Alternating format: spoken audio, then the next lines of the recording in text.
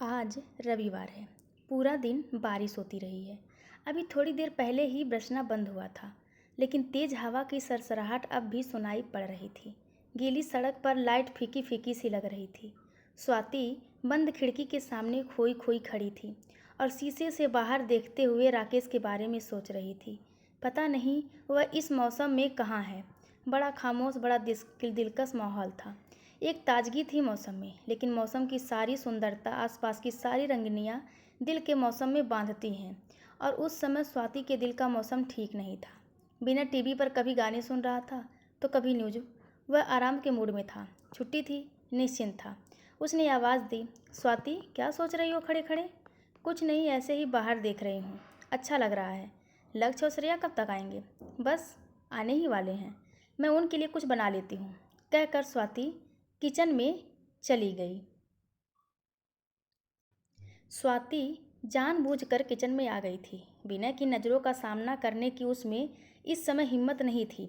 उसकी नज़रों में इस समय बस राकेश के इंतजार की बेचैनी थी। स्वाति और विनय के विवाह को 20 वर्ष हो गए थे। युवा बच्चे लक्ष्य और श्रेया अपनी अपनी पढ़ाई और दोस्तों में व्यस्त हुए तो स्वाति को जीवन में एक खालीपन खलने लगी।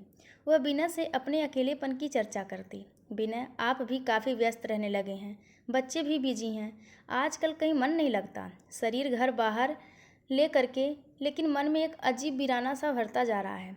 क्या करूं? बिना समझाता। समझ रहा हूं तुम्हारी बात, लेकिन पद के साथ साथ जिम्मेदारियां भी बढ़ती जा रही हैं। तुम भी किसी शौक़ में अपना मन लगाओ ना। मुझे बहुत अकेलापन महसूस होता है। मन करता है कोई मेरी बात सुने, मेरे साथ कुछ समय बिताए। तुम तीनों तो अपनी दुनिया में ही खोए रहते हो। स्वाति, इसमें अकेलेपन की क्या बात है? ये तो तुम्हारे हाथ में है। तुम अपनी सोच को जैसे मर्जी जिधर ले जाओ। अकेलापन देखो तो कहाँ नहीं है। आजकल फ़र्क बस इतना ही है कि कोई बूढ़ा होकर अकेला हो जाता है, कोई थोड़ा पहले। इस सच्चाई को मन से स्वीकारो तो कोई तकलीफ़ नहीं होती। और हाँ, तुम्हें तो पढ़ने लिखने का इतना शौक़ था ना, तुम तो कॉलेज में लिखती भी थी। अब समय मिलता है तो कुछ लिखना शुरू करो। मगर स्वाति को अपने अकेलेपन से इतनी आसानी से मुक्त होना मुश्किल लगता। इस बीच विनय ने रुड़की से दिल्ली एमबीए करने आए अपने प्रिय दोस्त के छोटे भाई राकेश को घर लाने के लिए कहा तो स्वाति राकेश से मिलने के बाद खिल ही उठी। हॉस्टल में रहने का प्रबंध नहीं हो पाया तो मोहन ने विनय से फ़ोन पर कहा, यार उसे कहीं अपने आसपास ही कोई कमरा दिलवा दे। घर में भी सब लोगों की चिंता कम हो जाएगी। विनय के खूबसूरत से घर में पहली मंजिल पर 2 ही कमरे थे। एक कमरा लक्ष्य और श्रेया का स्टडी रूम था, दूसरा एक तरह से गेस्ट रूम था। रहते सब नीचे ही थे। जब कुछ समय नहीं आया तो विनय ने स्वाति से विचार विमर्श किया, क्यों ना राकेश को ऊपर का कमरा दे दें। अकेला ही तो है, दिन भर तो कॉलेज में ही रहेगा। स्वाति को कोई आपत्ति नहीं थी। अतः विनय ने मोहन को अपना विचार बताया और घर की ही बात है, खाना भी यहीं खा लिया करेगा, यही आराम से रह लेगा। मोहन ने आभार व्यक्त करते हुए कहा, ठीक है, उसे पेइंग गेस्ट की तरह रख लें। विनय हंसा, क्या बात कर रहा है? जैसे तेरा भाई वैसे मेरा भाई। राकेश अपना बैग ले आया। अपने हंसमुख स्वभाव से जल्दी सबसे हिल गया। स्वाति को अपनी बातों से इतना हंसाता कि स्वाति तो जैसे फिर से जी उठी। नियमित व्यायाम और संतुलित खान पान के कारण स्वाति संतुलित देहिष्ट की स्वामिनी थी। राकेश उससे कहता, कौन कहेगा आप लक्ष्य और श्रेया की माँ हैं, बड़ी बहन लगती हैं उनकी।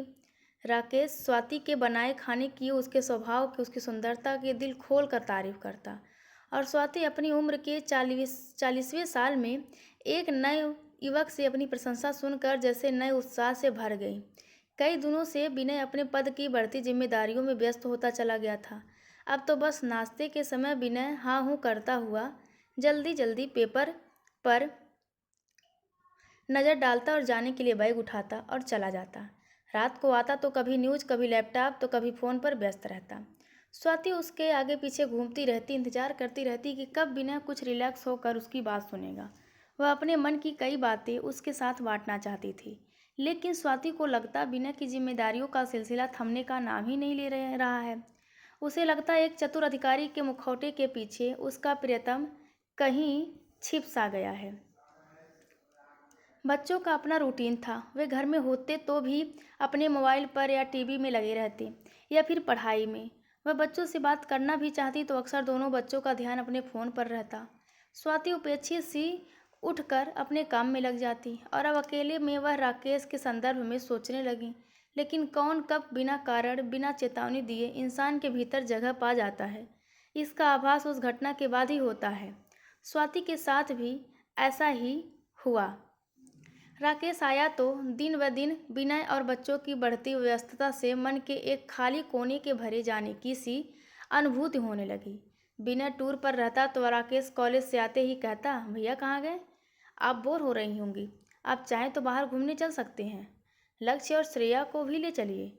स्वाति कहती, वे तो कोचिंग क्लास में हैं, देर से आएंगे, चलो हम दोनों ही चलते हैं, मैं गाड़ी निकालती हूँ। दोनों जाते घूम फिर कर खाना खा कर ही आते। स्वाति राकेश को अपना पर्स कहीं निकालने नहीं देती। राकेश उसके जीवन में एक ताज़ा हवा का झोंका बनकर आया था। दोनों की दोस्ती का दायरा बढ़ता गया। वह अकेलेपन की खाई से निकलकर नई दोस्ती की अनुभूति के सागर में गोते लगाने लगी। अपनी उम्र को भूलकर किशोरियों की तरह दोगुनी उत्साह से हर काम करने लगी। राकेश की हर बात हर अदा उसे अच्छी लगती। कई दिनों से अकेलेपन के एहसास से चाहे अनचाहे अपने भीतर का खाली कोना गहराई से महसूस करती आ रही थी। अब उस जगह को राकेश के साथ ने भर दिया था। कोई भी काम करती राकेश का ध्यान आता रहता, उसका इंतजार रहता। वह लाख दिल को समझाती कि अब किसी और का ख्याल गुनाह है, लेकिन दिल क्या बातें समझ लेता है? नहीं, यह तो सिर्फ अपना ही जबान समझता है, अपनी ही बोली जानता है। उसमें जो समा जाए वह जरा मुश्किल से ही निकलता है। अब तो ना चाहते हुए भी बिना के साथ अतरंग पलों में भी वह राकेश की चहकती आवाज़ से घिरने लगती। मन का दो दिशाओं में पूरे वेग से खींचना उसे तोड़ जाता। मन में उथल पुथल होने लगती। वह सोचती, यह बैठे बैठाए कौन सा रोग लगा बैठी। यह किशोरियों जैसी बेचैनी, हर आहट पर चौंकना। कभी वह शीशे के सामने खड़ी होकर अपनी मनोदशा पर खुद ही हंस पड़ती। अचानक एक दिन राकेश कॉलेज से मुंह लटकाए आया। स्वाति ने खाने के लिए पूछा तो उसे ने मना कर दिया। वह चुपचाप ड्राइंग रूम में ही गुमसुम बैठा रहा। स्वाति ने बार बार पूछा तो उसने बताया, आज कॉलेज में मेरा मोबाइल खो गया है। यहाँ आते समय मोहन भैया ने इतना महंगा मोबाइल लेकर दिया था, भैया बहुत गुस्सा होंगे। स्वाति चुपचाप सुनती रही, कुछ बोली नहीं। लेकिन अगले ही दिन उसने अपनी जमा पूंजी से 51,000 निकाल कर राकेश के हाथ पर जबरदस्ती रख दिए। राकेश मना करने लगा, लेकिन स्वाति के जोर देने पर रुपए रख लिए। कुछ महीने और बीत गए। बिना भी फुर्सत मिलते ही राकेश के हाल चाल पूछता। वैसे उसके पास समय ही नहीं रहता था। स्वाति पर घर गृहस्थी पूरी तरह से सौंप कर अपने काम में लगा रहता था। स्वाति मन ही मन पूरी तरह राकेश की दोस्ती के रंग में डूबी हुई थी। पहले उसे बिना में एक दोस्त नजर आता था, अब उसे बिना में एक दोस्त की झलक भी नहीं दिखती। यह क्या उसी की गलती थी? बिना को अब उसकी कोमल भावनाएं छू कर भी नहीं जाती थी। राकेश में उसे एक दोस्त नजर आता, वह उसकी बातों में रुचि लेता है, उसके शौक ध्यान में रखता है, उसकी पसंद नापसंद पर चर्चा करता है। उसे बस एक दोस्त की ही तो तलाश थी। वह उसे राकेश के रूप में मिल गया है। उसे और कुछ नहीं चाहिए। एक दिन बिना टूर पर था। लक्ष्य और श्रेया किसी बर्थडे पार्टी में गए थे। अंधेरा हो चला था। राकेश भी अभी तक नहीं आया था। स्वाति लॉन में टहल रही थी। राकेश आया, नीचे सिर झुकाए मुंह लटकाए ऊपर अपने कमरे में चला गया। स्वाति को देखकर भी रुका नहीं तो स्वाति को उसकी फिक्र हुई। वह उसके पीछे पीछे ऊपर गई। जब राकेश से आया था वह कभी उसके रूम में नहीं गई थी। मेड ही सुबह सफाई कर जाती थी। उसने जाकर देखा राकेश आंखों पर हाथ रख लेटा है। स्वाति ने पूछा, क्या हो गया? तबीयत तो ठीक है? राकेश उठकर बैठ गया, फिर धीमे स्वर में बोला, मैं ठीक हूँ। तो रोनी सूरत क्यों बनाई हुई है? भैया ने बाइक के पैसे भेजे थे। मेरे दोस्त अजय की बहन की शादी है, उसे ज़रूरत पड़ी तो मैंने उसे सारे रुपए दे दिए। अब भैया बाइक के बारे में पूछेंगे तो क्या कहूँगा? कुछ समझ नहीं आ रहा है। वही अजय याद है ना आपको? हाँ, यहाँ एक बार आया था और मैंने उसे आपसे मिलवाया था। हाँ हाँ, याद आया। स्वाति को वह लड़का याद आ गया जो उसे पहली नज़र में ही कुछ जचा नहीं था। बोली, अब क्या करोगी? क्या कर सकता हूँ? भैया को तो यही लगेगा कि मैं यहाँ आवारागर्दी कर रहा हूँ। वे तो यही कहेंगे कि सब छोड़कर वापस आ जाओ, यहीं पढ़ो। राकेश के जाने का ख्याल ही स्वाति को सिहरा कर गया। फिर वही अकेलापन होगा, वही बोरियत। अतः बोली, मैं तुम्हें रुपए दे दूंगी। अरे नहीं नहीं, यह कोई छोटी रकम नहीं है। कोई बात नहीं, मेरे पास बच्चों की कोचिंग की फीस रखी है, मैं तुम्हें दे दूंगी, लेकिन मैं ये रुपए आपको जल्दी लौटा दूंगा। हाँ हाँ ठीक है, मुझसे कल रुपए ले लेना। अब नीचे आकर खाना खा लो। स्वाति नीचे आ गई, अपनी अलमारी खोली, सामने ही रुपए रखे थे। सोचा अभी राकेश को दे देती हूँ, उसे ज़्यादा ज़रूरत है इस समय। बेचारा कितना दुखी हो रहा है, अभी जाकर पकड़ा देती हूँ, खुश हो जाएगा। वह रुपए लेकर वापस ऊपर गई। राकेश के कमरे के दरवाजे के बाहर ही उसके कदम ठिठक गए। न चाहते हुए स्वाति ने कान उसकी आवाज़ की तरफ लगा दिए। वह कह रहा था, यार अजय, मोबाइल और बाइक का इंतजाम तो हो गया, सोच रहा हूँ अब क्या मांगूंगा। अमीर औरतों से दोस्ती करने का यही तो फ़ायदा है, उन्हें अपनी बोरियत दूर करने के लिए कोई तो चाहिए, और मेरे जैसे लड़कों को अपना शौक़ पूरा करने के लिए कोई चाहिए। तो मुझे तो यह भी लगता है कि थोड़ी सब्र के से काम लूँगा तो वह मेरे साथ सो भी जाएगी। बेवकूफ़ तो है ही, सब कुछ होते हुए भी भटकती घूमती है। मुझे क्या, मेरा तो फ़ायदा ही है उसकी बेवकूफ़ी में। स्वाति भारी कदमों से नीचे आकर कटे पेड़ सी बेड पर बैठ गई। लगा कभी कभी इंसान को परखने में मात खा जाती है नज़रें, ऐसे जैसे कोई पारखी जौहरी कांच को हीरा समझ बैठे। तीखी कचोट के साथ उसे स्वयं पर शर्म आई। इतने दिनों से वह राकेश जैसे चालाक इंसान के लिए बेचैन रहती थी। सही कह रहा था राकेश, वही बेवकूफ़ी कर रही थी। अकेलेपन के एहसास से उसके कदम जिस राह पर बढ़ रहे थे, अगर कभी विनय और बच्चों को उसके मन की थाह मिल जाती तो क्या इज्जत रह जाती उसकी उनकी नज़रों में।